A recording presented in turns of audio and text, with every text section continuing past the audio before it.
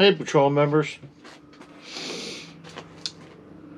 Just sitting out in the backyard, kicking it, trying out my new chair. My old chair is disintegrating. I've had that chair for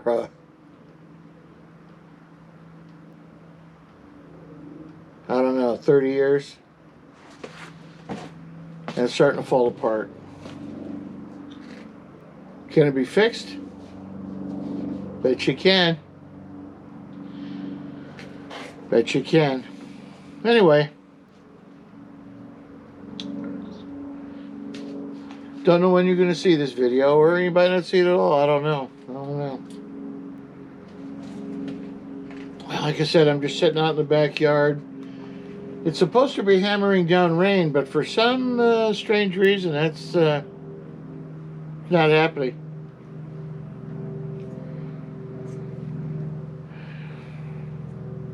I don't know why.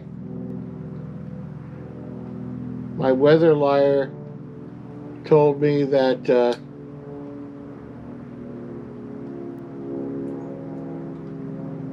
have a really good chance of rain.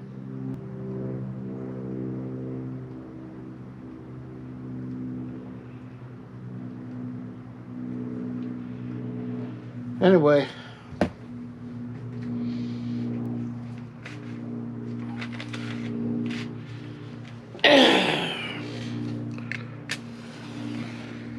So, I'm lighting my obligatory candles.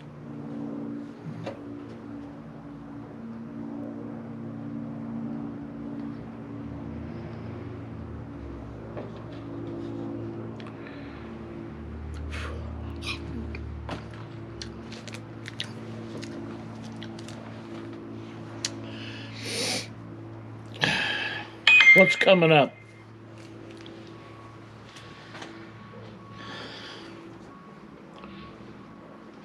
I've got like 6 whiskeys that I'm going to have to review, and I just got another one yesterday at Costco, which is a big box store out by us. Yes, I have my grape Kool-Aid.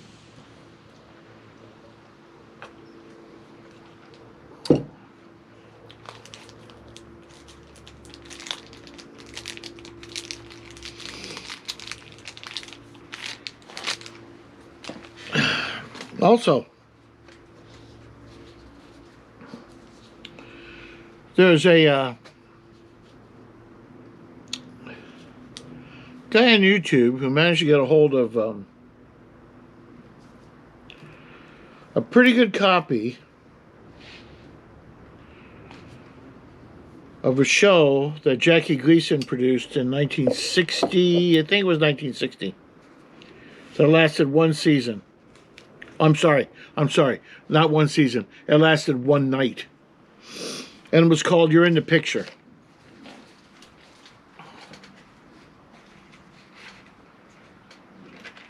And after the first show, he signs off with a commercial that says, "See you next week, folks." And when next week rolls around, he's just sitting in an easy chair, drinking coffee, smoking cigarettes, and explaining to you why that show was so terrible. They're not going to do another episode.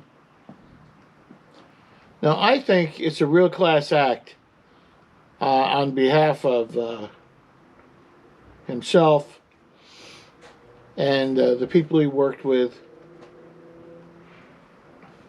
And he makes it pretty humorous, you know. He was a pretty funny guy.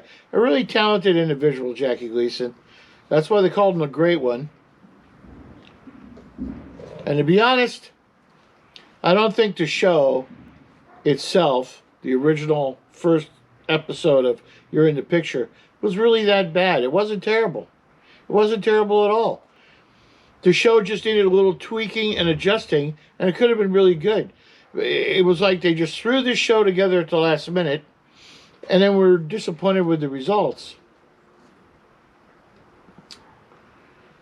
And the really sad thing about it was the winner of the show would not get any monetary gains. There'd be no prizes. At the time, the United States was sending a lot of care packages over to Europe and other countries. And the winner of each episode would get 100 packages, care packages in their name, donated to needy people overseas. And the loser would get 100 care packages donated in their name to needy people overseas. So he says in the first episode, the game has no losers. Because the care packages are going out no matter what the results of the game are. Well, think of all those care packages that never got delivered. And from what I understand, Kellogg's Corn Flakes and Liggett and Myers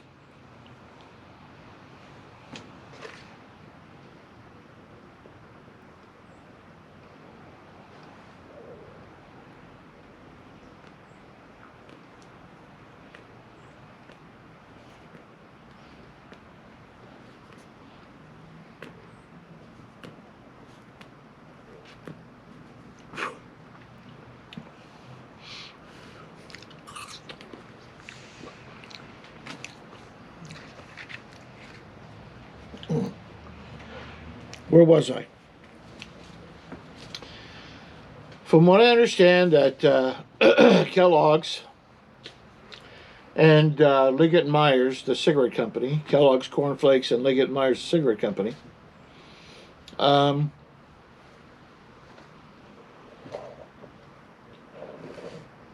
still kept their promise and sent those 100 care packages out.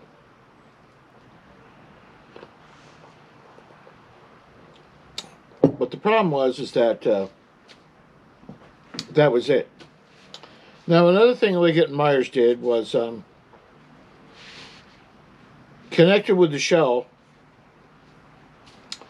was a promotional contest with $45,000 in prizes. So in 1960, that was a lot of money. First prize was $15,000 in cash, a brand new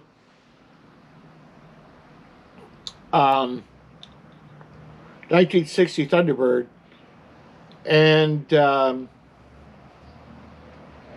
an all-electric gold medallion home. Second prize was I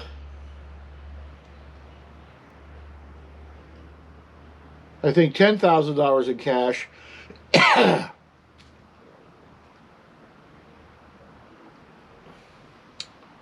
And a Ford Falcon or something like that. I can't remember. You have to watch the show. But Liggett and Myers fulfilled their obligation with that. They still had the contest and people still won. You know, they kept their promise. And I'm sure that was a lot of Jackie's doing, because if his name was connected with anything, I'm sure he didn't want it reflecting badly on him. I'm pretty sure.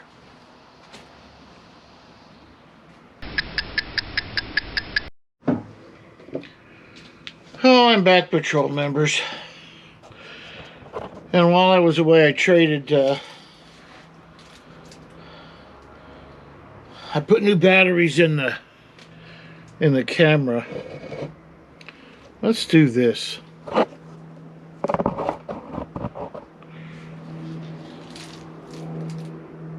How's that?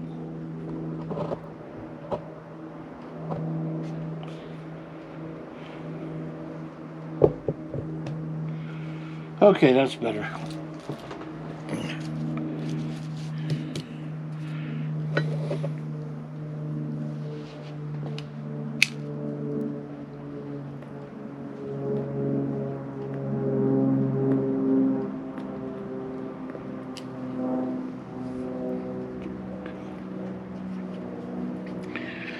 I think I showed this lighter to you before. It's pretty nice. It's Elgin American from the middle 50s.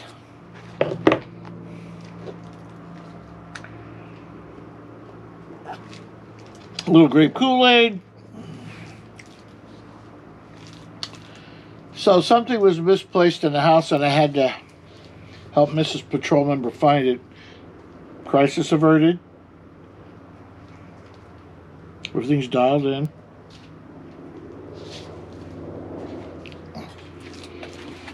And while we were in there,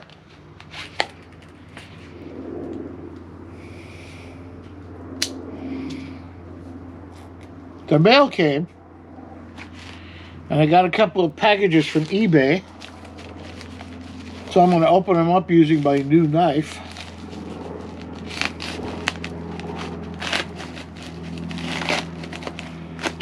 Cuts pretty good.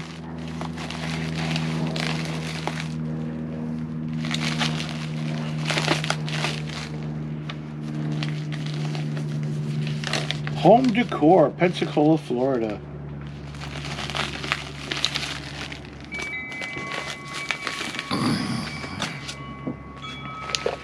Now let's pop the second one open.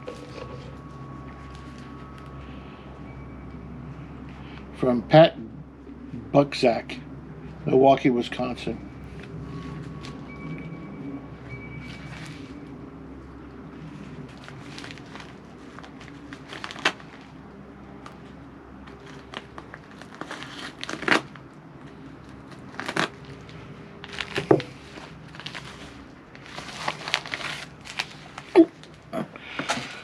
It's wrapped in a newspaper.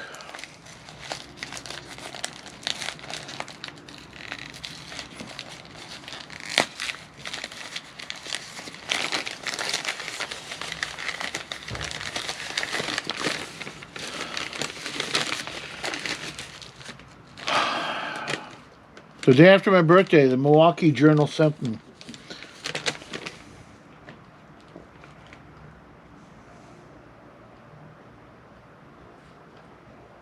Restaurant guide.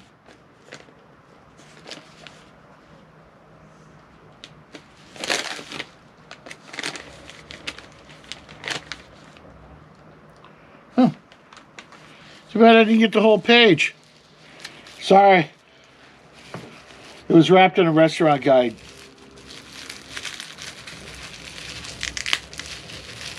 My wife and I visit a lot of restaurants, as you can probably tell. I know what these are. Wrapped in bubble wrap.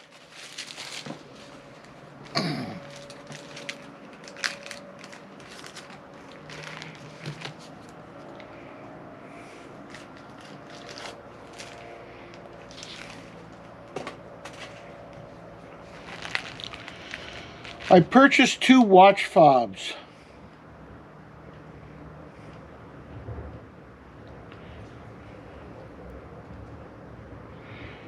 This is a World War I watch fob, where doughboys traveled in French rail cars that were designed for 20 horses or 40 men. And there's a little sign on the side of the boxcar. So a lot of, this is kind of like a commemorative piece from World War I. And this one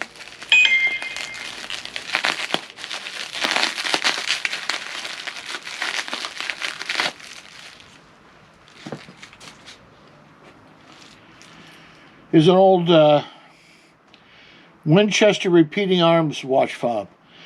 And I have a couple of watches that need fobs. So these will do nicely. And yes, they're original watches. So I'll set those right there. And we'll put away our Rage 8.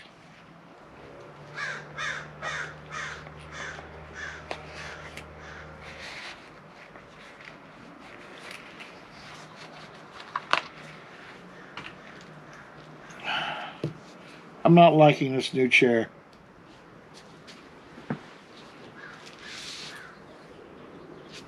But I can't do a lot about it right now. Well, it's properly clouding over.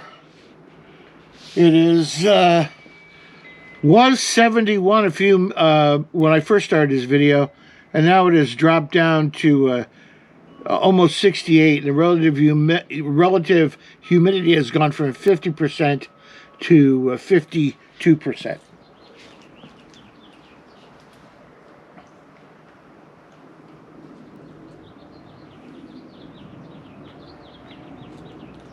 So, in case you folks don't know, when the dew point is hit, which is the approximate equalization between temperature and humidity, if it gets to 55% humidity and 55 degrees, it's going to rain, right? That's the dew point, when moisture starts to condense and fall.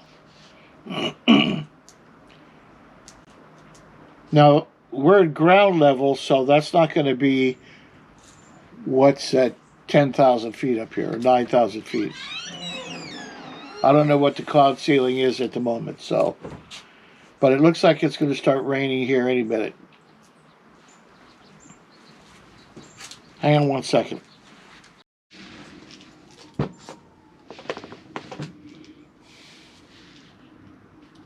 I'm back. I don't like this chair. I don't like this chair one bit. I'm going to try something different.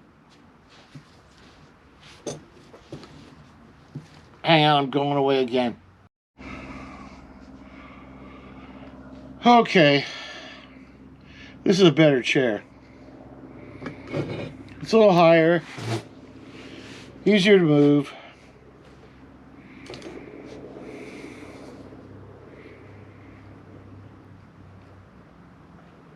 It's a lot better.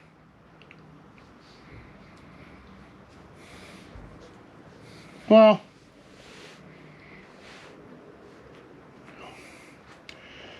I'm going to sum it up and say, thanks for watching this little short video where I'm just blathering. I really appreciate